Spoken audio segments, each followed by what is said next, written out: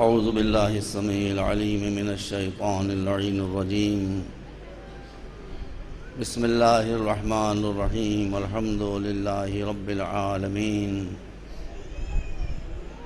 بارئ الخلائق اجمعین والصلاة والسلام علی سیدنا و نبینا و شفیعنا بالقاسم محمد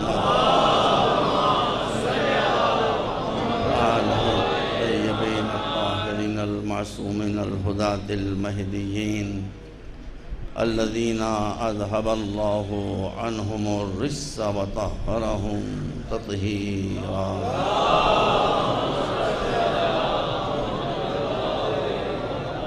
وصحبه الكرام المنتجبين أما بعد فقد قال الله سبحانه تبارك وتعالى وهو أصدق الصادقين أفنجعل المسلمين كالمجرمين ما لكم كيف تحكمون صلوات محمد وآلہ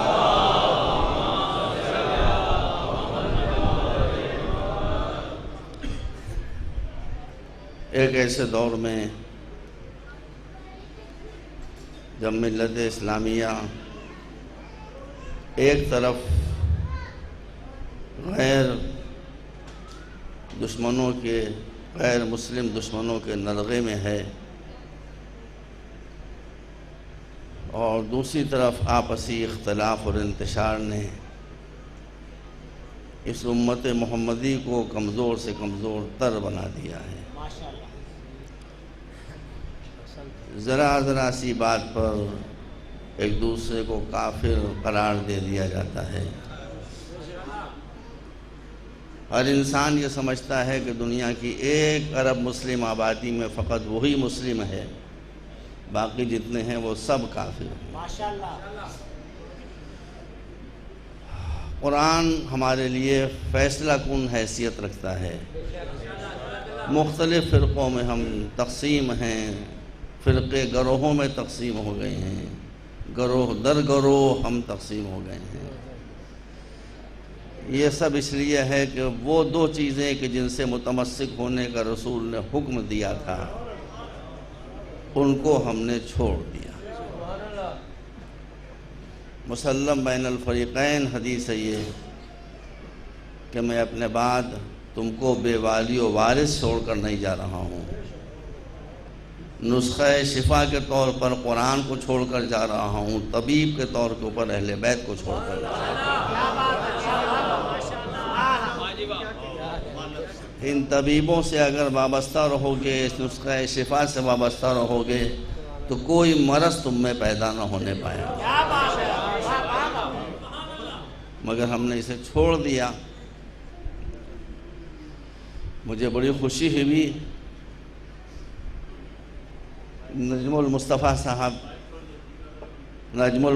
صاحب نے تلاوت قرآن فرمائی۔ یہی ماحول پاکستان کا ہونا چاہیے، ایک دوسرے سے ڈائریکٹ انٹریکشن ہونا چاہیے۔ کسی سنی کو اگر یہ سمجھنا ہے کہ شیعہ کیا ہوتے ہیں تو اپنے ملا سے نہ پوچھے، ہم سے خود پوچھے، ہم بتائیں گے کہ شیعہ کیا ہوتے ہیں۔ اور کسی شیعہ کو اگر سمجھنا ہے کہ سنی کیا ہوتے ہیں تو ان کے کسی مستند عالم سے پوچھے کہ سنیت کیا شے ہے۔ یہ انصاف کا تقاضا ہے۔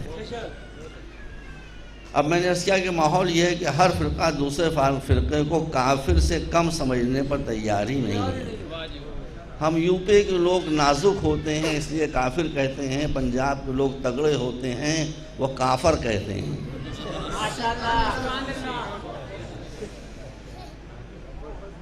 لیکن مسئلہ یہ پیدا ہوتا ہے قرآن کیا کہہ رہا ہے۔ قرآن کہہ رہا ہے شیعہ کافر، قرآن کہہ رہا ہے سنی کافر، قرآن کہہ رہا ہے دیوبندی کافر، قرآن کہہ رہا ہے حنفی کافر، مقلد کافر، غیر مقلد کافر۔ یہ سورۃ القلم جو 29ویں پارے میں ہے اس کی 2 آیتیں ہیں جو میں نے آپ کے سامنے پیش کی ہیں۔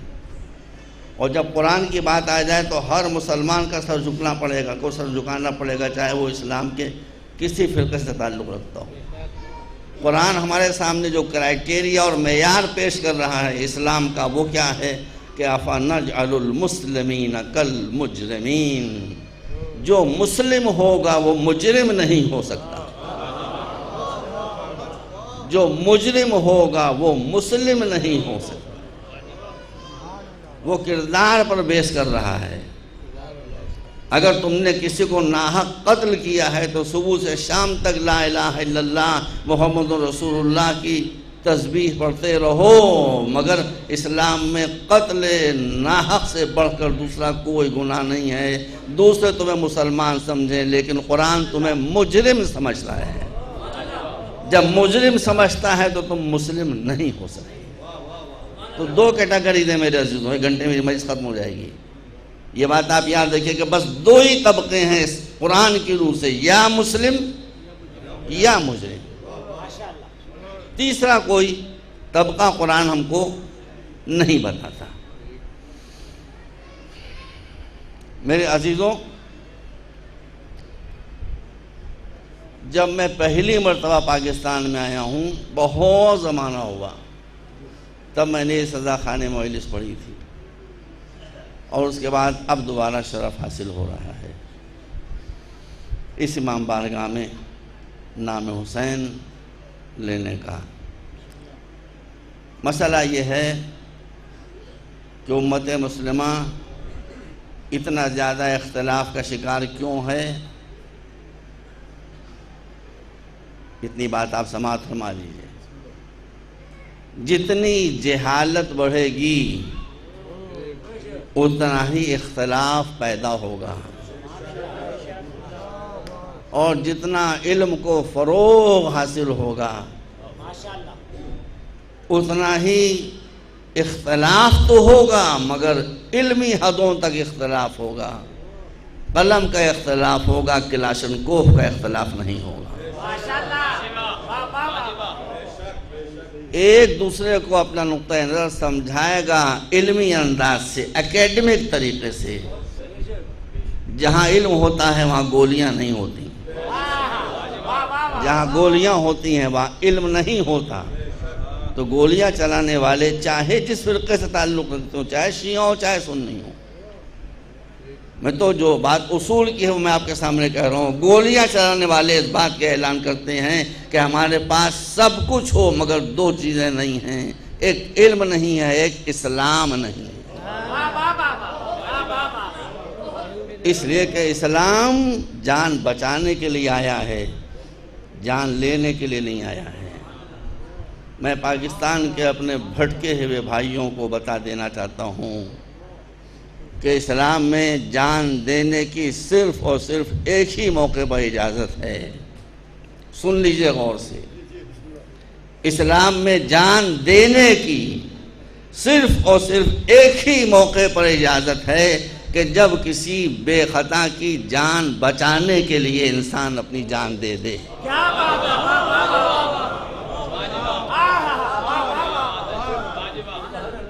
جان بچانے کے لیے انسان اپنی جان دے سکتا ہے، جان لینے کے لیے انسان اپنی جان نہیں دے سکتا۔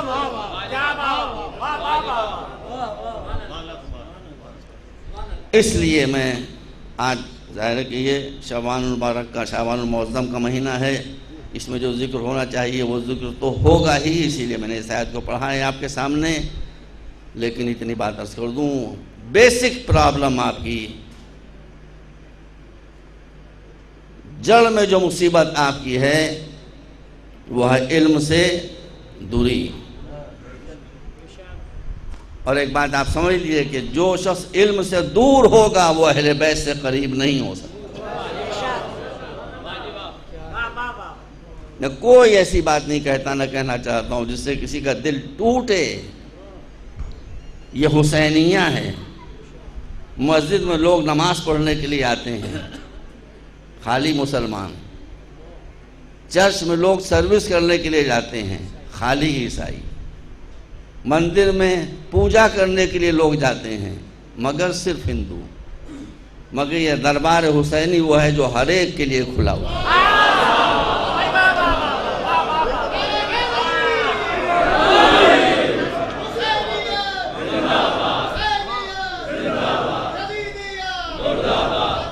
چاہے ہندو آئے، چاہے مسلمان آئے، چاہے عیسائی آئے، چاہے سنی آئے، چاہے شیعہ آئے، اہل بیت کا دروازہ کسی کے لیے بند نہیں، خدا اور خدا والوں کا دروازہ کسی کے لیے بند نہیں ہوتا، سب کے لیے کھلا ہوتا ہے۔ اس لیے میں آپ کو بتا رہا ہوں کہ جہالت لڑاتی ہے، علم ملاتا ہے، جہالت توڑتی ہے، علم جوڑتا ہے، جہالت ذلیل کرتی ہے، علم عزت دیتا ہے، جہالت فقیر بناتی ہے، علم غنی بناتا ہے، جہالت محتاج بناتی ہے، علم مستغنی بناتا ہے۔ جاہل آپ کے در پر آئے گا، عالم آپ کے در پر نہیں آئے گا۔ یہ آج کا فیصلہ نہیں ہے، یہ تاریخ کا فیصلہ ہے۔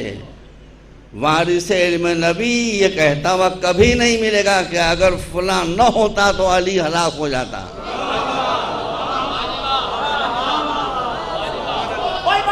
وہ نہیں ملے گا،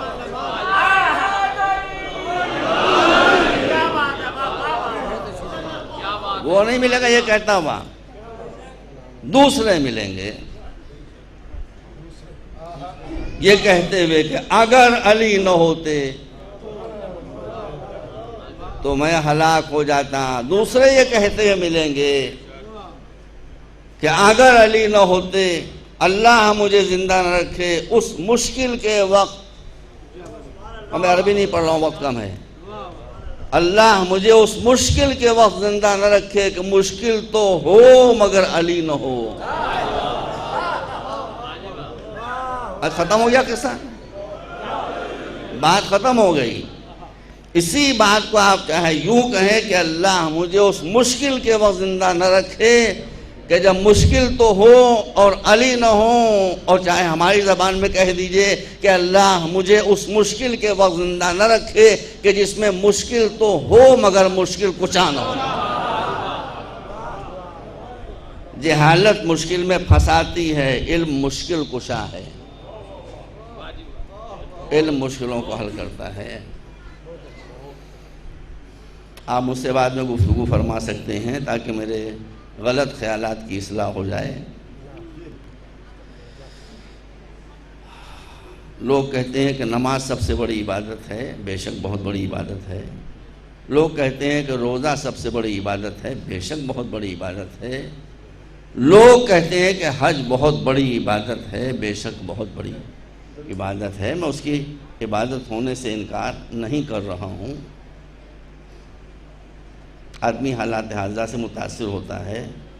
لوگ کہتے ہیں قرآن کا پڑھنا بہت بڑی عبادت ہے، بے شک ہے، ہم اس سے انکار نہیں کر سکتے ہیں، اس لیے کہ عالم اسلام میں لوگ قرآن پڑھتے ہوئے ملیں گے، لیکن جب 5، 6، 7 برس کا بچہ ہو جاتا ہے تو ٹوٹا پھوٹا قرآن پڑھنا شروع کرتا ہے، اور انسان مر جاتا ہے تو پھر قرآن خوانی بند ہو جاتی ہے، پھر دوسرے قرآن پڑھتے ہیں، وہ سنا کرتا ہے۔ لیکن ہماری تاریخ یہ نہیں ہے، ہماری تاریخ یہ ہے کہ بچہ آغوش رسول میں آتے ہی تلاوت قرآن شروع کرتا ہے۔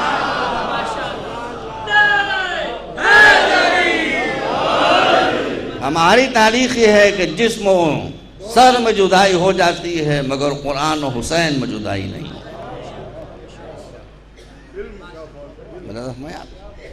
بے شک بہت بڑی عبادت ہے، قرآن سے بڑی کوئی کتاب نہیں، قرآن سے عظیم کوئی کتاب نہیں۔ اللہ نے بہت سے صحیفے نازل کیے، مجھ سے بہتر علماء تشریف فرمائیں۔ علامہ علی غزل فقرار بھی ان کی قدر کیجئے، بہت علم ہے ان کے پاس، بہت علم ہے، اور یہ اسلام کی سپاہی ہیں۔ میں ان کے سامنے زانو ادب طے کرنا اپنے لیے باعث افتخار سمجھتا ہوں۔ آنکھیں کھولیے، قرآن بہت عظیم کتاب ہے۔ اس سے پہلے بھی اللہ نے بہت سی کتابیں نازل کی ہیں، مگر کسی کو بچایا نہیں، بچایا ہے فقط قرآن کو، جس میں ساری طاغوتی طاقتیں کوشش کرتے کرتے تھک گئیں مگر ایک حرف ادھر سے ادھر نہ کر سکے،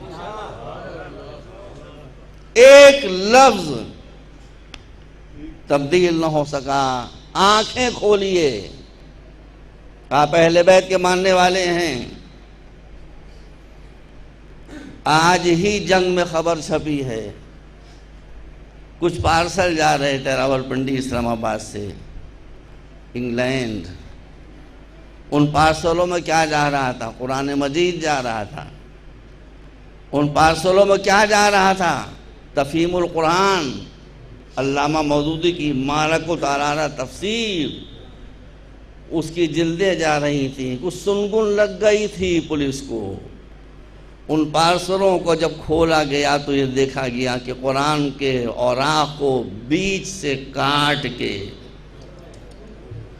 اس کے اندر کیویٹی بنا کر، اس کے اندر جگہ بنا کر ہیروئن بھری گئی ہے، آج ہی کے جنگ میں پڑ رہی ہے جی، اس کے اندر نشہ آور چیزیں بھری گئی ہیں۔ دیکھا آپ نے؟ قرآن کی عظمت سے کوئی انکار کر سکتا ہے؟ اس سے بڑی توہین قرآن کی اور کیا ہو سکتی ہے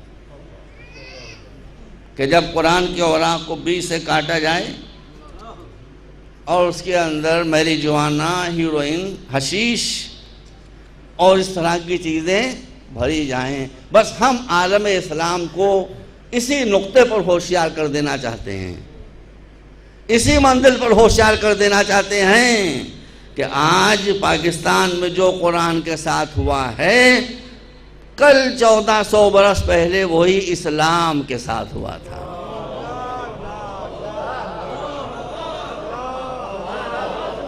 اسلام تو تھا، اسلام تھا مگر اسلام کو بھی اندر سے کاٹ کر اس کے اندر ملوکیت و بادشاہت کے زہر کو بھر دیا۔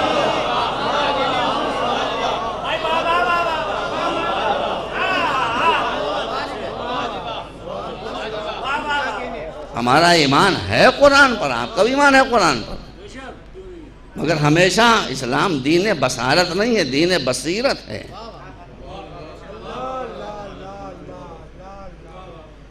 یہ قرآن کی گد بنی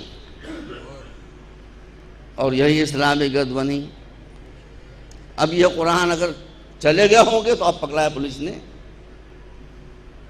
تو اس قرآن کے اندر سے لوگوں کو کیا ملا ہوگا؟ یہ قرآن تو معاذ اللہ اٹھا کر پھینک دیا ہو گیا ہوگا، کٹا ہوا قرآن کون پڑھے گا پھٹا ہوا جنگ میں؟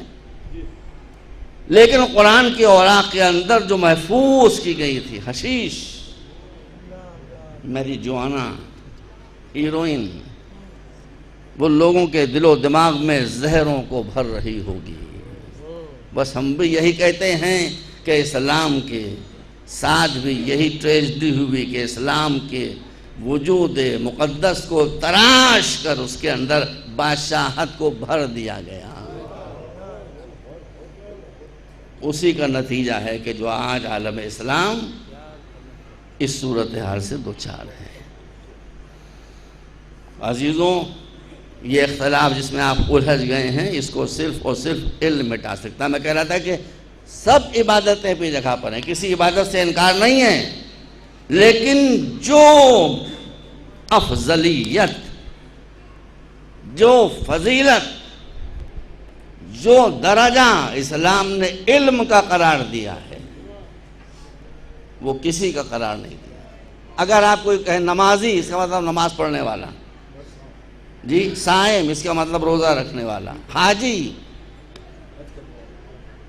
اب اس کا مطلب کیا ہے وہ آپ بہتر سمجھتے ہیں، وہ میں کہنا نہیں چاہتا۔ بہرحال حج کرنے والا، حج کرنے والا، ٹھیک ہے نا؟ یعنی ہر لفظ ایک مخصوص عبادت کو بتاتا ہے۔ اور جب آپ کہیں عابد، تو اب عابد وہ ہے کہ جو ہر عبادت کا پابند ہو، نماز کا بھی پابند ہو، روزے کا بھی پابند ہو، حج کا بھی پابند ہو، تلاوت قرآن کا بھی پابند ہو، ظاہری عبادتوں کا بھی پابند ہو، باطنی عبادتوں کا بھی پابند ہو، وہ ہے عابد۔ توجہ ہمیں آپ نے۔ اب رسول کیا فرماتے ہیں؟ میں تھوڑی کہہ رہا ہوں، جو اسلام لے کر آیا وہ فرماتا ہے کہ عالم عابدوں کے درمیان ایسے ہی چمکتا ہے جیسے ننھے ننھے ستاروں کے درمیان چاند چمکا کر۔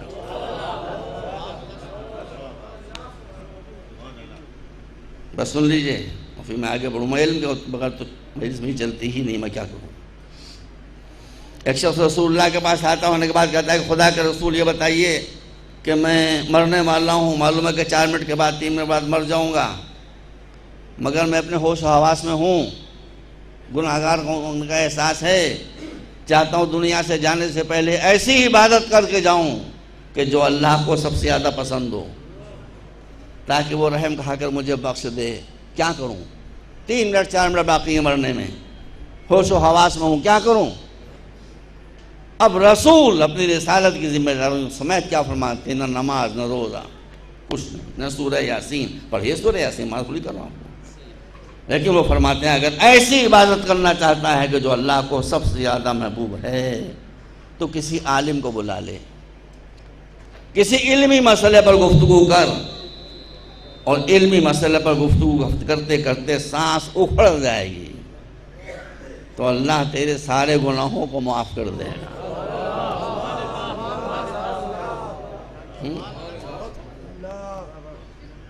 ابھی آپ نے سرکار یہ ارشاد فرمایا، آپ نے خود کیا کیا؟ آپ نے خود کیا کیا؟ رسول وہ تھوڑی ہیں، انہم یقولون ما لا یفعلون، کہتے کچھ ہیں کرتے کچھ ہیں، یہ کرتے پہلے ہیں کہتے بعد میں ہیں۔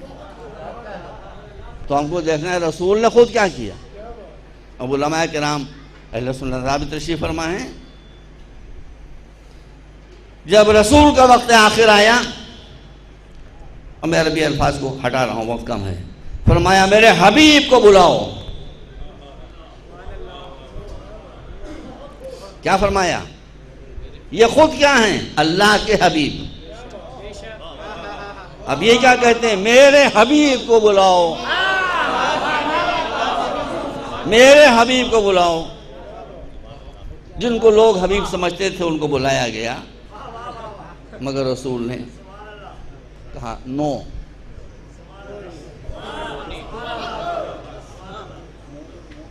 ایک دوسرے بزرگ کو بلایا گیا، بڑے محترم تھے،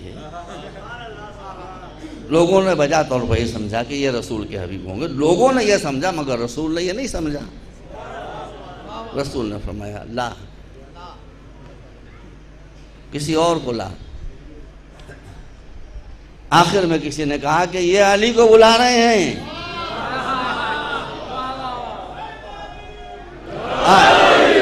سماعت فرماتے رہیے، آئے علی، بلایا، کہا قریب آؤ، قریب آئے، کہا اپنا کان میرے منہ کے قریب لاؤ۔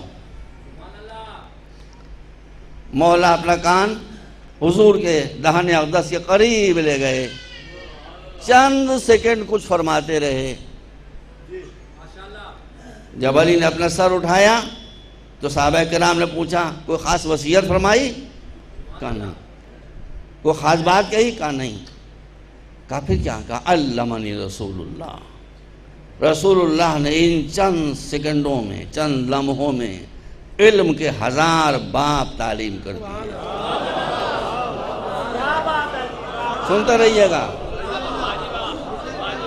علم کے 1000 باب تعلیم کر دیے۔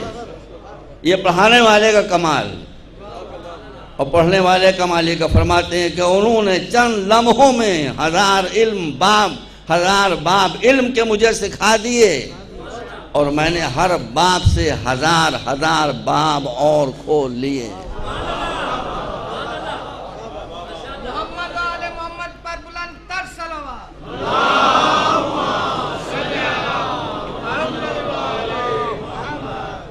آپ فرما رہے ہیں سبحان اللہ، کرنل مقبول کے امام بڑے میں،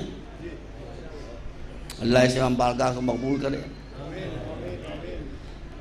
لیکن اگر یہ مجلس میں بفرض صرف 25 سال کے بعد پڑھ رہا ہوں تو نیچے جو بچے بیٹھے ہوں گے جوان وہ ہنسنے لگیں گے، وہ کہیں گے یو آر اسٹوپڈ، آپ احمق ہیں، یو آر بیفولنگ اس، آپ ہمیں بیوقوف بنا رہے ہیں۔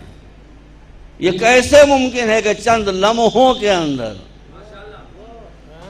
چند سیکنڈز کے اندر ایک انسان 1000 چیپٹرز کسی کو علم کے سکھا دے؟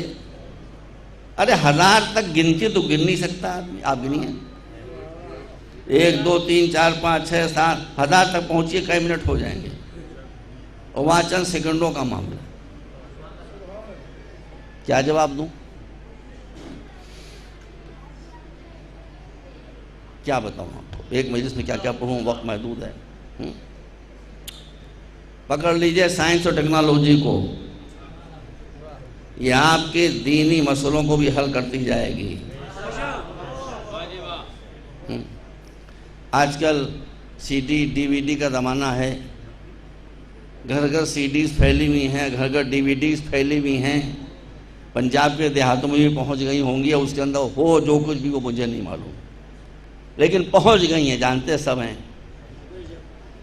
ایک اچھا پروگرام بنانے میں کسی سی ڈی میں کافی ٹائم لگتا ہے، کیوں بیٹا بتاؤ ترا، ٹائم لگتا ہے کہ نہیں لگتا ہے؟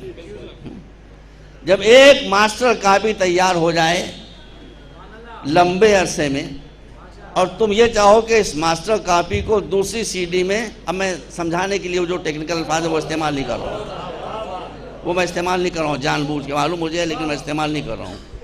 ایک ماسٹر کاپی میں جو مواد، جو میٹر آ گیا ہے ایک مدت مزید میں، اس پورے میٹر کو اگر تم کسی بلینک سادہ سی ڈی میں ٹرانسفر کرنا چاہو تو کتنا وقت لگے گا؟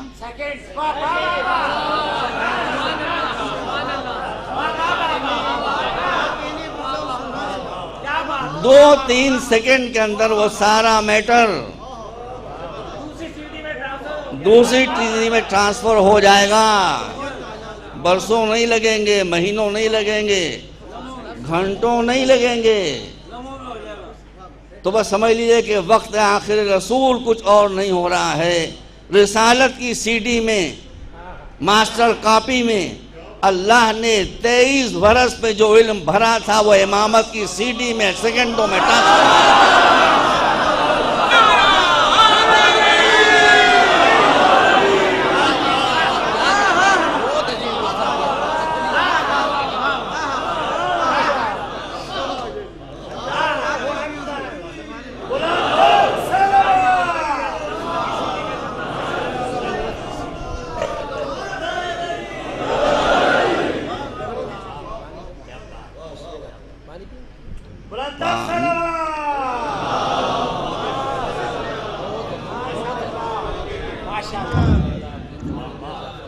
پانی میں پیتا نہیں، پلا رہا ہوں سب کو پانی۔ کیا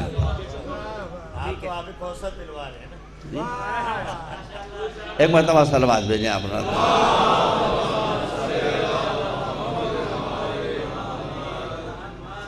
آج 2 ہی خبریں جنگ میں نے پڑھی۔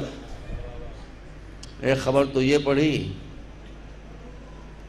دیکھیے کارٹون چھپ رہے ہیں یورپ میں، اس سے دل ہمارے ٹوٹ رہے ہیں، مگر وہ تو دشمن ہیں، وہ تو یہ کریں گے۔ مسلمان جو قرآن پر ایمان رکھتے ہیں وہ کیا کر رہے ہیں، یہ دیکھیے آپ۔ دوسری خبر آج جو جنگ میں پڑھی ہے وہ یہ کہ 15 اگست کو کراچی میں کسی فلائی اوور کا افتتاح ہوا تھا، جو آج 2 ستمبر کو انتقال کر گیا۔ آپ بہتر ہیں ہندوستان سے بھائی، آپ ہندوستان سے بہتر ہیں۔ ہندوستان میں گورکھپور کے پاس قبلہ کچھ عرصے پہلے ایک چھوٹی سی ندی پر ایک پل بنا تھا، اس محکمے کے جو وزیر تھے اس پل کا افتتاح کرنے کے لیے پہنچے، جیسے ہی انہوں نے اس کا ریبن کاٹا ویسے ہی پل دھم سے نیچے گرے.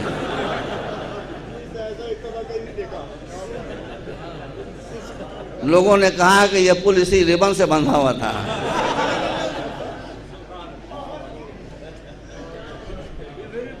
دیکھ رہے ہیں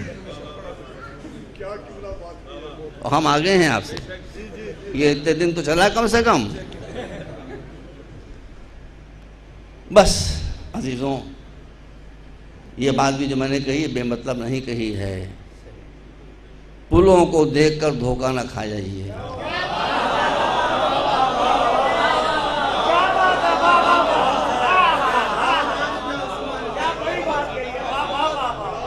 یہ ضرور دیکھیے کہ ٹھیکیدار کون ہے، مسالہ کیا ہے.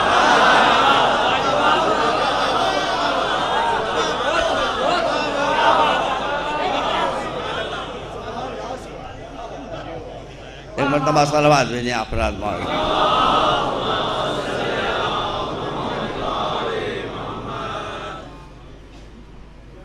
بس عزیزوں، آ رہا ہوں اپنے موضوع پر. 5:35 تک مجلس ختم ہو جائے گی. سوری 6:35 تک مجلس ختم ہو جائے گی. ہمارے درمیان سے غلط فہمیوں کو دور ہونا چاہیے.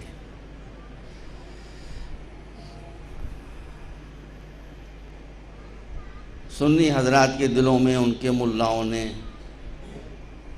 کٹھ ملاؤں نے یہ زہر بھر دیا ہے ہمارے خلاف کہ ہم صحابہ کرام کا احترام نہیں کرتے. غلط.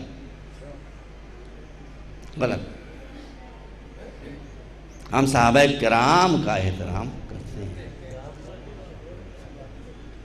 پرابلم سمجھ لیجئے. دیکھیے گہرائی کے اندر جائیے. میں جب پاکستان آتا ہوں تو ایئرپورٹ پر اترتے ہی لا الہ الا اللہ محمد رسول اللہ پڑھ لیتا ہوں. گولی کھا کے تو یہ پڑھنے کا موقع بھی نہیں ملے گا تو پہلے ہی پڑھ لو بھائی. میں ڈرتا ورتا نہیں ہوں، سیدھی بات جو ہے بھائی. مگر میں لڑاتا بھی نہیں ہوں. میں تو محبت کا پیغام لے کر آتا ہوں آپ کے ساتھ. غلط فہمیاں دور کرنے کا پیغام لے کر آتا ہوں. ایسی بات نہیں. پرابلم کہاں کے اوپر ہے؟ اگر میں غلط کر رہا ہوں تو آپ ٹوک دیں، آپ کو اختیار ہے. پرابلم یہاں پر آتی ہے، ایک سرکاری فنکشن ہو رہا ہو یہاں کے اسٹیڈیم میں. کل میں رات کو آ رہا تھا تو روشنی ہو رہی تھی وہاں پر، اور ان کا یہ اسٹیڈیم میں نے دیکھا نہیں کتنا بڑا اسٹیڈیم ہے. بڑا اسٹیڈیم ہوگا ظاہر اسٹیڈیم ہے. وہاں سرکاری فنکشن کوئی ہو رہا ہو. آپ کے یہاں صدر ہیں ابھی پرویز مشرف، ہمارے یہاں صدر ہو گئی ہیں مادہ. دو ابھی مادہ ہو گئی ہیں، فیمیل. شریمتی پرتبھا پاٹل. اچھا، تو صدر کا یا اور کسی بڑی شخصیت کا جلسہ ہو رہا ہو، اسٹیج بنا ہوا ہو، اسٹیج پر آگے ٹیبلز رکھی ہوتی ہیں، سجی ہوئی ہوتی ہیں. اس پر مہمانان خاص بیٹھا کرتے ہیں جو کسی تحریک کے یا کسی وزارت کے یا حکومت کے ارکان ہوتے ہیں. ہے نا؟ کوئی ایسی مشکل بات تو نہیں نا. اس میں ہر میز کے اوپر ہر ایک کا نام لکھا ہوتا ہے. آنریبل فلاں، آنریبل فلاں، آنریبل فلاں، آنریبل فلاں. وہ سیٹس کہلاتی ہیں ریزرو سیٹس. کیا کہلاتی ہیں؟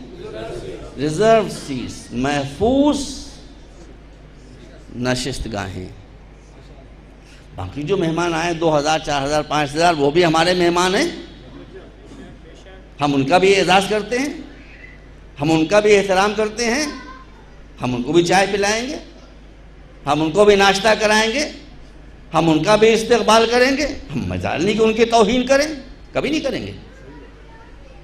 لیکن اگر ان کے کوئی ناسمجھ خوش آمدی ان مہمانوں میں سے جن کو نیچے بیٹھنا چاہیے تھا اٹھا کر لا کر محض ان کی خوشامد میں ان ریزرو سیٹس پر بٹھا دیں تو تقریب کے شروع ہونے سے پہلے ہمارا کوئی رضاکار آئے گا، ہاتھ جوڑ کر کہے گا سرکار یہ جگہ آپ کی نہیں ہے، آپ وہاں تشریف رکھیں، آپ ہمیں مہمان ہیں، ہم آپ کی عزت کرتے ہیں، احترام کرتے ہیں، but this is not your place, یہ جگہ آپ کی نہیں ہے، آپ وہاں تشریف رکھیں۔ اور وہ واسطین نے کھینچ کر کہ آپ نے میری توہین کر دی، مجھے کرسی سے اٹھا دیا، تو اگر آپ صحیح کرسی پر بیٹھے ہوتے اور ہم نے آپ کو اٹھایا ہوتا تو غلطی ہماری تھی۔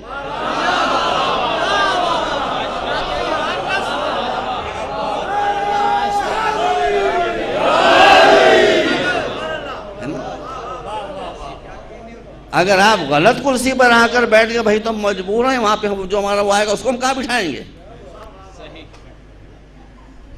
اس لیے ہم نے آپ کی توہین نہیں کی ہے، آپ کے اس ناسمجھ خوش آمدی نے آپ کی توہین کروائی ہے کہ جس نے آپ کو غلط جگہ پر بٹھا دیا تھا۔ بس اتنی سی بات سمجھ لیجئے کہ ہم صحابہ کرام کا احترام کرتے ہیں، مگر ان کی سیٹس اور ہیں، اہل بیت کی سیٹس اور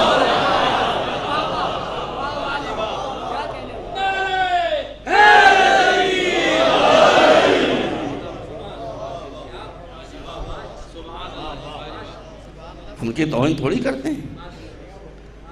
اہل بیت کی سیٹس کیا ہیں؟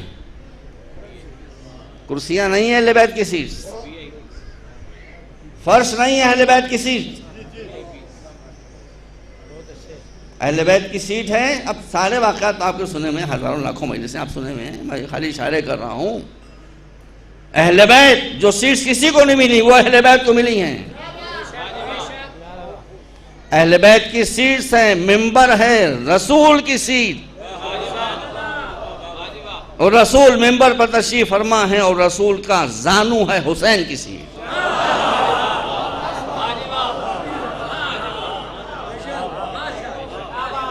یہ ایک سیٹ ہے حسین کی۔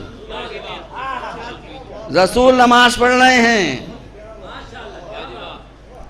سجدے میں چلے گئے ہیں، ایک بچہ آتا ہے صفوں سے گزرتا ہوا، سارے صحابہ کرام اللہ کے سجدے میں ہیں، ایک بچہ ساجدین کے درمیان سے گزرتا ہوا جا رہا ہے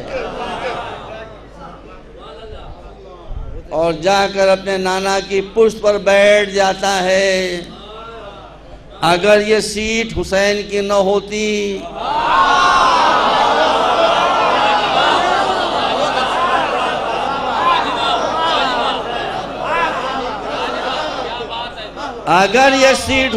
کی نہ ہوتی تو جبرائیل آتے، آہستہ سے بچے کو گود میں اٹھاتے، بیٹا شہزادے یہ جگہ آپ کی نہیں ہے، اتر آئیے۔ جس کی سیٹ نہیں ہوتی وہ اتارا جاتا ہے۔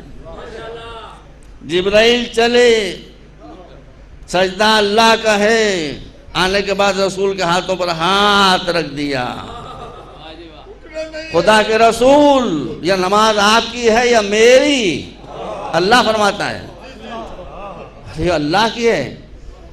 کہا اللہ کی ہے تو آج اللہ کا فرمان یہ ہے کہ جب تک یہ بچہ اپنی مرضی سے نہ اترے یہ سیٹ ہلنے نہ پائے۔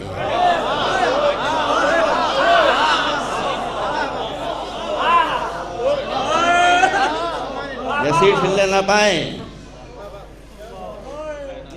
جس دن مجھے معلوم ہوگا کہ میں آخری مرتبہ راول پنڈی آیا ہوں اور کوئی امام جماعت نہیں ہوگا، میں نماز پڑھانے لگوں گا اور سجدے میں کہوں گا 70 مرتبہ سبحان ربی الاعلی و بحمدہ، نماز تمام کر کے پیچھے دیکھوں گا تو میں ہی اکیلا نماز پڑھ رہا ہوں گا، بس باقی سب جا چکے ہوں گے۔ 70 مرتبہ رسول عام طور 5 یا 7 دفعہ فرمایا یا 3 مرتبہ، 70 مرتبہ رسول نے فرمایا سبحان ربی الاعلی وبحمدہ۔ لوگ کہتے ہیں حسین کا کھیل تھا، ہوگا ہمیں کیا معلوم، ہوگا ہمیں کیا معلوم، مگر بچے کا کھیل وہ ہے کہ جو رسول کی عبادت میں طول کا سبب بنا۔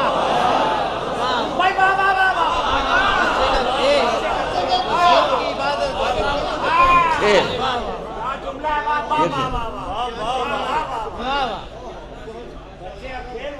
70 مرتبہ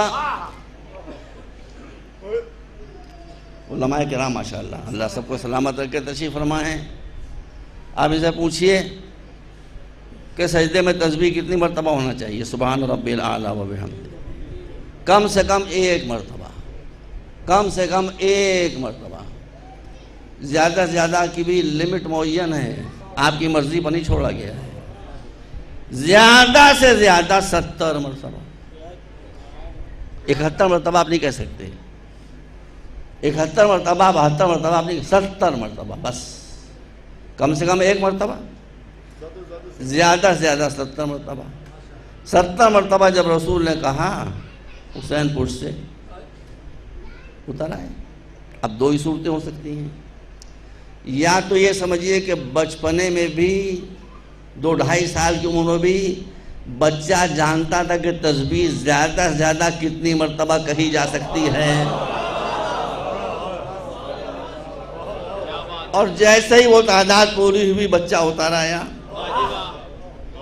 اور یا پھر یہ سمجھیے کہ شریعت کے اصول مرضی حسین کے پابند ہیں۔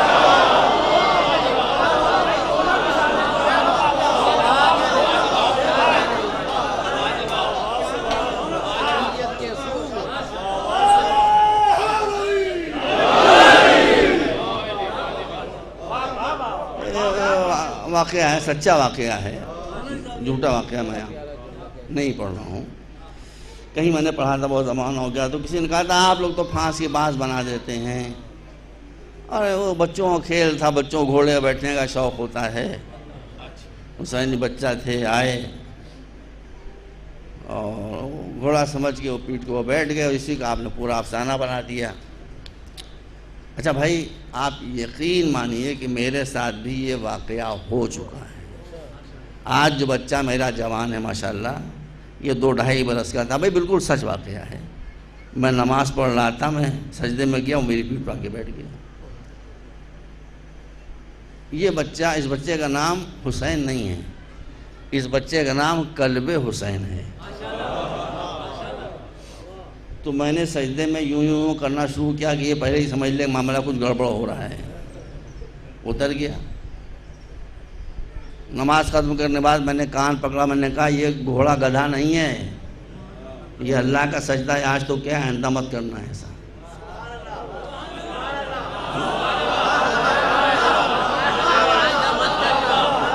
یہ سچا واقعہ ہے، مولا کے ممبر پہ ہاتھ کرو، سچا واقعہ ہے۔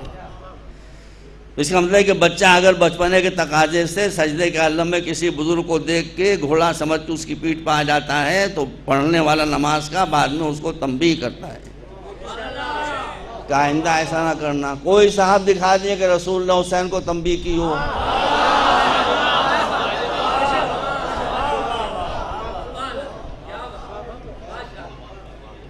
وہ پوری طرح سے مطمئن نہیں بن کر دیکھیں جواب تو میرے پاس اور بھی ڈر لگتا ہے مجھے، کل نہیں کہی آپ، میں برا نہیں مانوں گا۔ میں نے کہا بھائی صاحب، روایات میں یہ ہے، تاریخ میں یہ ہے کہ نماز جماعت ہو رہی تھی، رسول فرادہ نماز نہیں پڑھ رہے تھے، تو اگر بچے کو گھوڑے پر بیٹھنے کا شوق ہوتا تو پورا استبل موجود تھا۔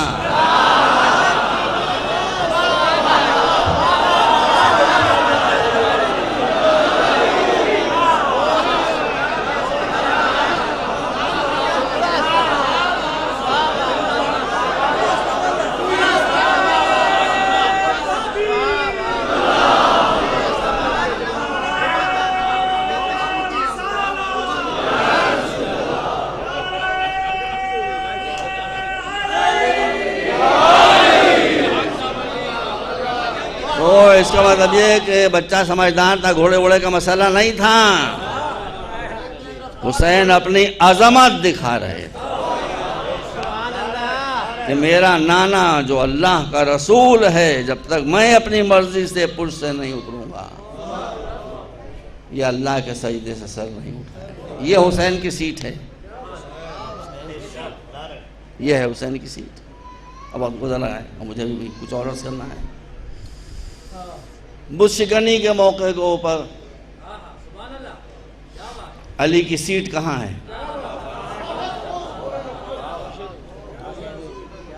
علی کی سیٹ کہاں؟ دوش پیغمبر۔ بس تو یہ سیٹس کا فرق اپنے ذہن میں رکھیے کہ مرتبے کے اعتبار سے سیٹس دی جاتی ہیں۔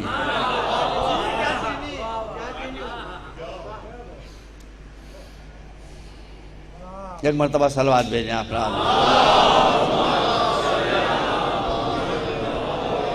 بس درمیان کی ساری چیزوں کو میں نے کاٹ دیا، اس لیے کہ اب صرف 15 اور 20 منٹ کے بیچ مجھے مجلس کو ختم کر دینا ہے۔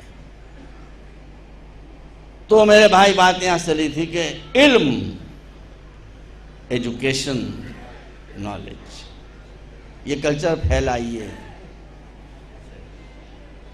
یہ کلچر پھیلائیے۔ اب ہندوستان میں تو یہ ماحول آ گیا ہے کہ بھائی وہاں لوگ اردو کے الفاظ نہیں سمجھتے ہیں۔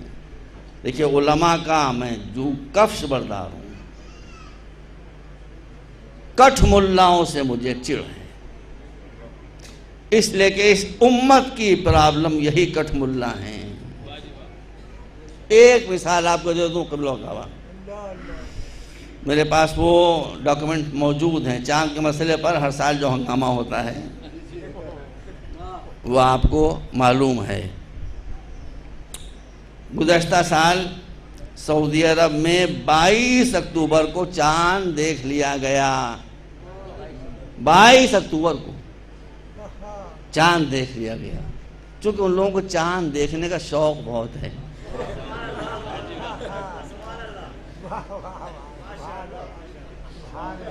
بے موقع بے ماحول چاند دیکھ لیتے ہیں جی۔ جب اعلان ہو گیا کہ 23 اکتوبر کو، میرے پاس وہ فیکس موجود ہے قبلہ حضور، تو مراکش اور تیونس کے لوگوں نے وہاں سے ان سے مفتی جو تھے وہاں کے، ان سے یہ احتجاج کیا کہ بھائی یہ کون سا چاند ہے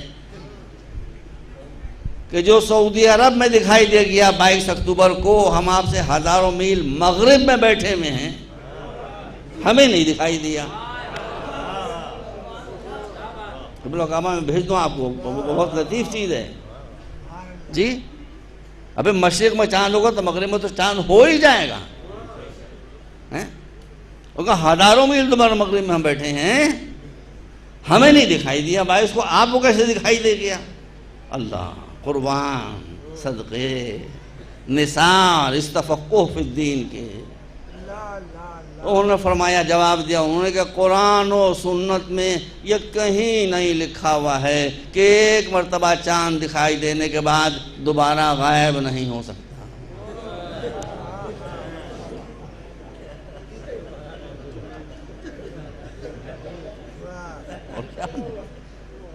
کہا یہ کہیں نہیں لکھا ہوا ہے قرآن و سنت میں، قرآن و سنت رو رہے ہوں گے کہ یہ کہیں نہیں لکھا ہوا ہے کہ چاند ایک مرتبہ دکھائی دینے کے بعد دوبارہ غائب نہیں ہو سکتا۔ تو میں نے کہا یہ آسمان کا چاند نہیں تھا، یہ زمین پر چلنے والے چاند تھے، نقابیں پڑی ہوئی، کبھی نقاب اڑ گئی، کبھی نقاب گر گئی۔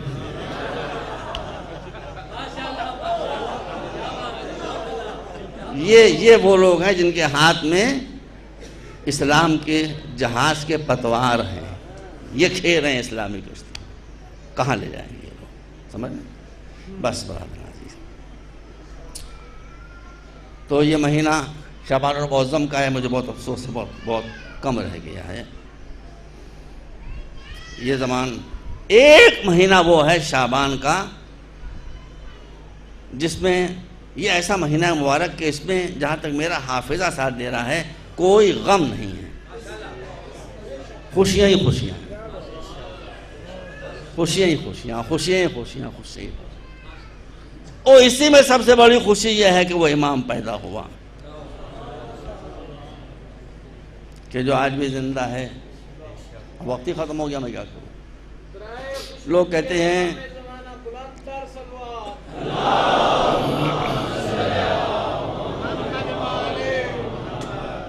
لوگ کہتے ہیں کہ اتنے دنوں تک کیسے ایک انسان زندہ رہ سکتا ہے؟ ارے بھائی، انسان کی بات تو جانے دو، یہ نبی کا وارث ہے، امام وقت ہے۔ اس کے وجود کے بارے میں ابھی علامہ ڈاکٹر قادری صاحب کی کتاب میں نے پڑھی ہے، کیا کتاب لکھی ہے، القول المعتبر فی الامام المنتظر، خدا ان کو جزائے خیر دے۔ ارے بھائی، آپ ایک امام وقت کے بارے میں کہہ رہے ہیں، کیسے زندہ رہ سکتا ہے؟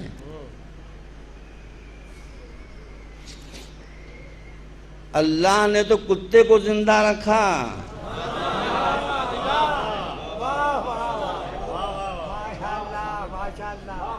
اب وقت ختم ہو گیا۔ سگے اصحاب کہف، اگر آپ نے اس کی زندگی کا انکار کیا تو قرآن کا انکار کر دیا، ہے کہ نہیں؟ زندہ رکھا۔ مگر ایک اصول بتایا تو بہت تفصیل طلب تھی، بات یہ ہے کہ دو چیزیں ساتھ ساتھ چلتی ہیں۔ جو زندہ رکھا جائے گا وہ آنکھوں سے چھپا کے رکھا جائے گا، آنکھوں کے سامنے نہیں رکھا جائے گا۔ اس میں حق و باطل کی کوئی قید نہیں ہے۔ ملائکہ زندہ ہیں، غائب۔ عیسیٰ زندہ ہیں، غائب۔ حضرت خضر زندہ ہیں، غائب۔ یہ تو ہادیوں کی شیطان زندہ ہے، غائب۔ کتا زندہ ہے، غائب۔ تو جو امام زندہ ہے وہ بھی غائب ہے۔ غائب ہے مگر آپ کی نظروں سے وہ غائب ہے، آپ اس کی نظروں سے غائب نہیں ہیں۔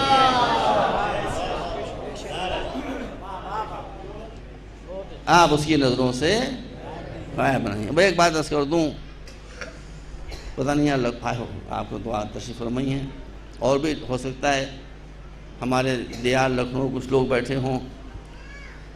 آپ لوگ یہاں راول ڈیم پر جاتے ہیں، میں بھی ایک سال تھا عریضہ ڈالنے کے لیے۔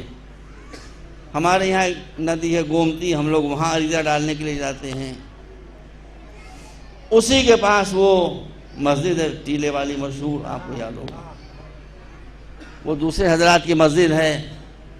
ہر سال یہ تماشا ہوتا تھا کہ وہاں سے جب عریضہ دے کے پلٹتے تھے، وہاں کے بچے شریر کھڑے رہتے تھے سڑک کنارے، دیکھ کے ہنستے تھے، مولانا وہ جو آپ نے عریضہ ڈالا تھا اپنے امام کو، وہ تیر رہا ہے سامنے پانی پر۔ اور واقعی وہ تیرتا تھا، مچھلیاں آٹا کھا جاتی تھی، کاغذ اوپر آ جاتا تھا، اور وہ تیر رہا ہے، وہ کہاں گیا؟ اب لوگ بیچارے شرمندہ ہوتے تھے۔ ٹیکنالوجی نے اس مسئلے کو حل کر دیا۔ بس آخری بات، اب یہ سب جانتے ہیں لوگ، عام فہم لوگ سب جانتے ہیں۔ آپ میرے پاس تشریف لائے، میرا آفس میں آنے کے بعد کا مولانا آپ بہت سائنس ٹیکنالوجی کی تعریفیں کرتے ہیں، تائید کرتے ہیں، یہ ہمارا خط ہے، ہم چاہتے ہیں یہ خط امریکہ میں فلاں آفس میں جلد سے جلد پہنچ جائے۔ کتنے دن لگیں گے؟ جلد سے جلد پہنچ جائے۔ کتنے دن لگیں گے؟ میں نے کہا دن کا دور گیا، ابھی پہنچتا ہے، ابھی پہنچتا ہے۔ اور وہ بھی تھا آفس، ابھی پہنچتا ہے، ابھی کیسے پہنچے گا؟ میں نے کہا ابھی پہنچتا ہے، آپ دیکھیے کیسے پہنچتا ہے۔ میں نے آپ کا وہ خط لیا، اپنی فیکس مشین میں ڈالا، ان کا نمبر ڈائل کیا، ادھر سے اس فیکس مشین نے اس خط کو کھانا شروع کیا، نگلنا شروع کیا۔ آپ سمجھے کہ یہ وہاں جا رہا ہے، 2 منٹ کے بعد دوسری طرف سے اس نے اگل دیا۔ آپ نے کہا مولانا خوب بیوقوف بنائے آپ نے، کہاں گیا؟ وہ تو ٹرے میں پڑا ہوا ہے۔ کشتی میں پڑا ہوا ہے. میں نے کہا کشتی میں پڑے ہوئے خط کو نہ دیکھیے, ٹیلی فون کر کے پوچھئے کہ پہنچا کہ نہیں پہنچا.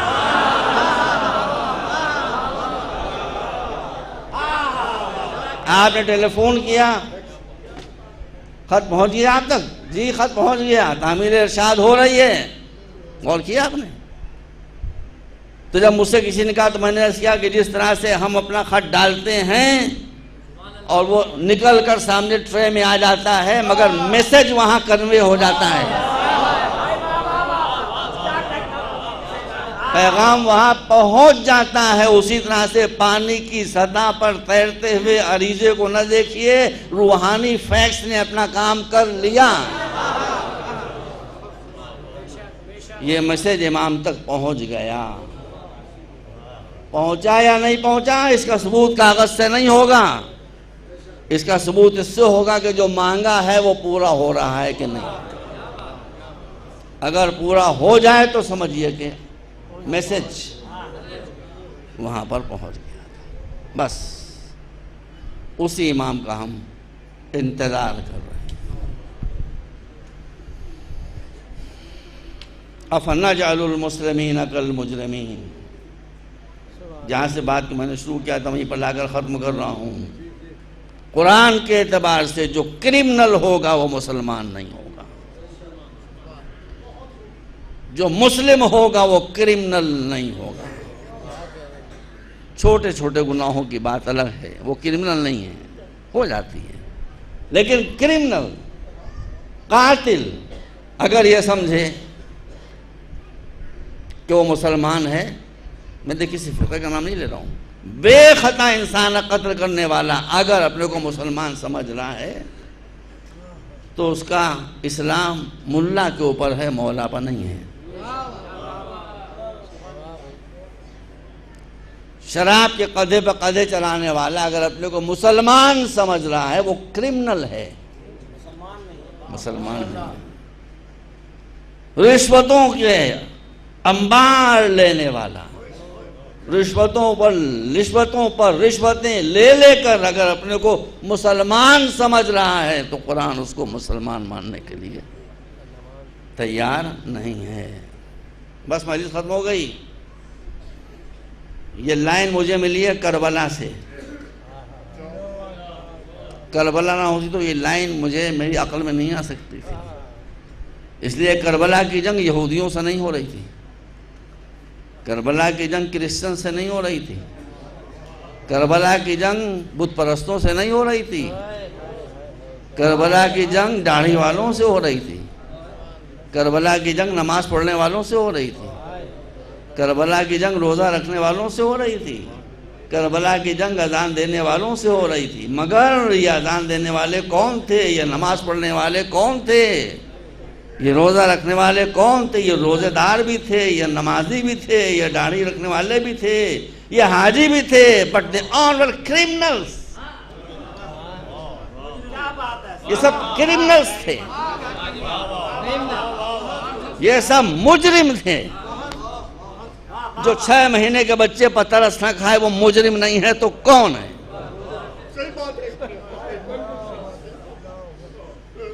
جو شبیہ پیغمبر پر ترس نہ کھائے وہ مجرم نہیں ہے تو کون ہے؟ مجرم کون ہوتا ہے؟ جو بے خطا کسی کو شہید کر دے. حسین 30,000 کے لشکر سے بار بار پوچھ رہے تھے مجھے قتل کرتے ہو؟ قتل کر لو, میں قتل کرنے سے پہلے میری خطا تو بتا دو.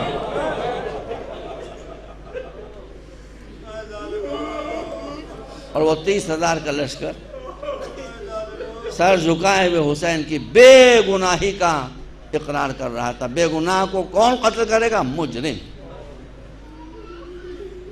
کربلا نے یہ لائن کھینچی ہے کہ کلمہ پڑھنے سے دھوکہ نہ کھا جاؤ, نماز پڑھنے سے دھوکہ نہ کھا جاؤ, روزے رکھنے سے دھوکہ نہ کھا جاؤ. بنیادی چیز ہے کہ اسلام میں مسلمان میں انسانیت پائی جاتی ہے کہ نہیں پائی جاتی, رحم پایا جاتا ہے کہ نہیں پایا جاتا. اگر اس میں رحم نہیں پایا جاتا ہے تو تم اسے مسلمان کہو مگر وہ اللہ رحمان الرحیم اسے مسلمان ماننے کے لیے تیار نہیں ہے. ایک بے خطا انسان کا قتل کر دیا گیا آپ سے 8-9 برس پہلے. اس کی خطا کچھ نہ تھی، صرف محبت اہل بیت، اس کے علاوہ کوئی خطا نہیں، کوئی قصور نہ تھا. انتہائی بربریت و حیوانیت کے ساتھ انہیں شہید کر دیا گیا. مرنا سب کو ہے، جو نہ مارا وہی بچیں گے تھوڑی، یا تو مر گئے ہوں گے یا مر جائیں گے، بچنے والا کوئی نہیں ہے. لیکن میں بتا دوں کہ خون ناحق سے بڑا کوئی جرم اسلام میں نہیں. آپ ایک کافر کو بھی بے خطا قتل نہیں کر سکتے. کاٹ دے کوئی سامنے اس بات کو، ایک کافر کو بھی ڈکلیئرڈ کافر ہے. آپ کہیں تو کافر ہے، تجھے زندہ رہنے کا حق نہیں. اب اسے زندہ رہنے کا حق نہیں تو اللہ نے پیدا کیوں کیا ہے؟ اللہ نے پیدا کیوں کیا اس کو زندہ رہنے کا حق ہے. آپ اس کو سمجھائیے، اسلام کے فلسفے سے آگاہ کیجئے، اس کو اسلام کے ذریعے سے زندہ کیجئے، نہ یہ کہ کلاشنکوف سے مار دیجئے. 2 لائنیں کھینچی ہوئی ہیں.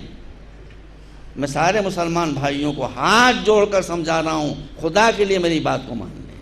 2 لائنیں صاف کھینچی ہوئی ہیں. ایک اسلام امامت و ولایت والا، ایک اسلام ملوکیت و بادشاہت والا. کدھر جانا ہے آپ کو؟ میں کسی فرقہ کا نام نہیں لے رہا ہوں. ملوکیت و بادشاہت جہاں ہوگی وہاں ظلم ہوگا، وہاں بربریت ہوگی، وہاں قتل ہوگا، وہاں غارت گری ہوگی، وہاں انسانیت کا خون بہائے. امامت و ولایت والا جو مسلک ہے، ورژن ہے اسلام کا، وہاں خدمت خلق ہوگی، مشکل کشائیاں ہوں گی، جہالت کو مٹایا جائے گا، غربت کو مٹایا جائے گا، بیماریوں کو مٹایا جائے گا. وہ امام زمانہ جس کا آپ انتظار کر رہے ہیں، وہ کیا کرے گا؟ کیا وہ یہ کرے گا کہ جس کی دیکھی داڑھی منڈی بھی اس کے ناک کان کاٹ کے ہاتھ پر رکھ دے گا طالبان کی طرح سے؟ یہ نہیں کرے گا، یہ جاہل ہے. سمجھ رہے ہیں؟ وہ آئے گا، غربت ختم ہو جائے گی، جہالت ختم ہو جائے گی، بیماریاں ختم ہو جائیں گی، فاقہ کشی ختم ہو جائے گی، مصیبتیں دور ہو جائیں گی. ارے بھائی، یہ مشکل کشا کا وارث ہے، مشکلیں پیدا کرنے کے لیے نہیں آئے گا، مشکلیں حل کرنے کے لیے آئے گا. بس مجلس ختم، دنیا میں ظاہر ہوں گے، اور ظاہر ہونے کے بعد مکے میں ظہور ہوگا، مگر خدا کے گھر سے کہاں چلیں گے؟ کربلا کی طرف، اور آ کر روضہ حسینی کے قریب قبر مطہر کے نزدیک آ کر آواز دیں گے، السلام علیکہ یا جدہ.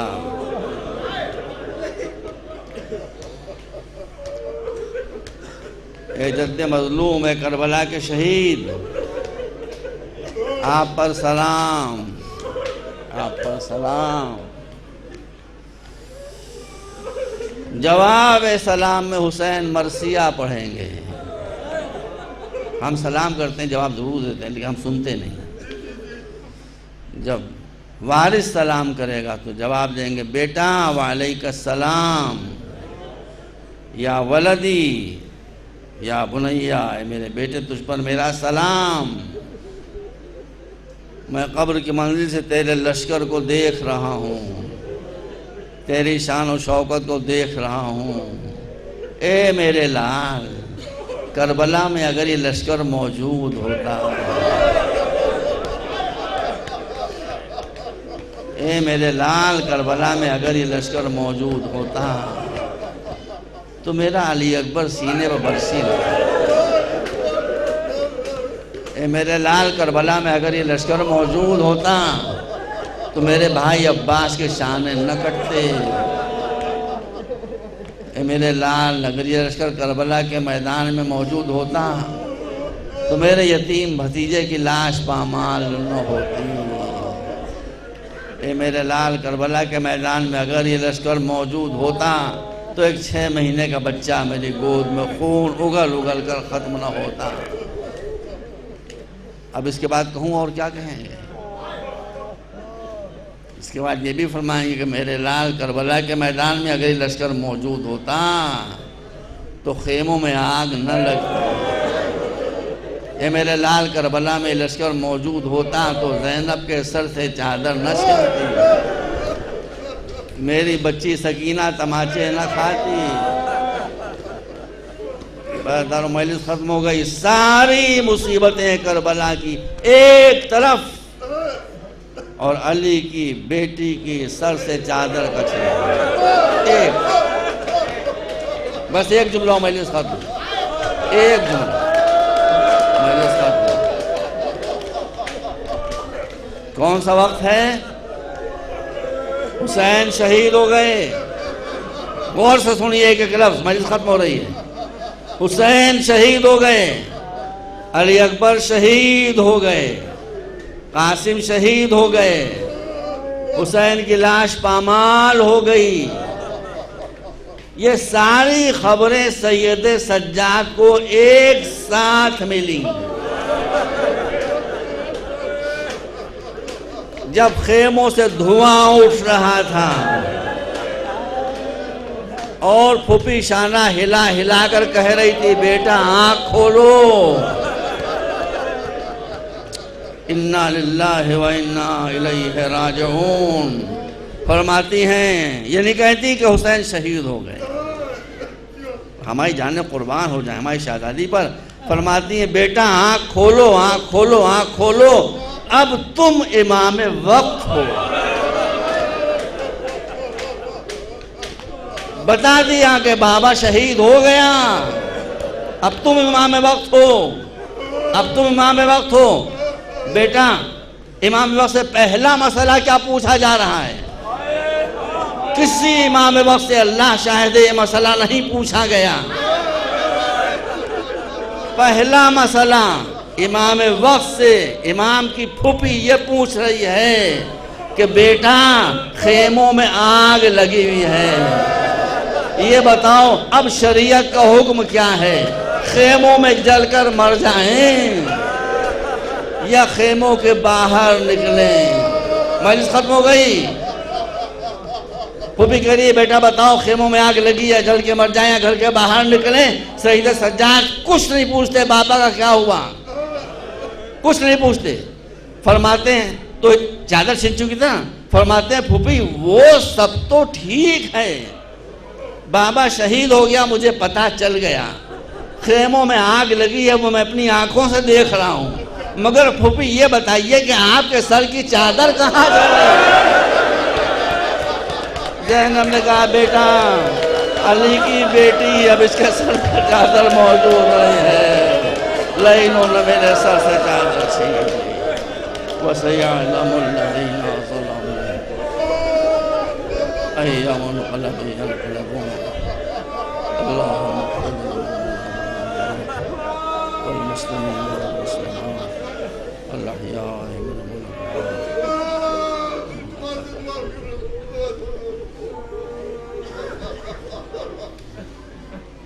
آپ حضرات ایک مرتبہ پھر سورہ فاتحہ کی تلاوت فرما کر اور محمد مرحوم اور ابو محمد صاحب مرحوم کی روح کے لیے اِسالِ ثواب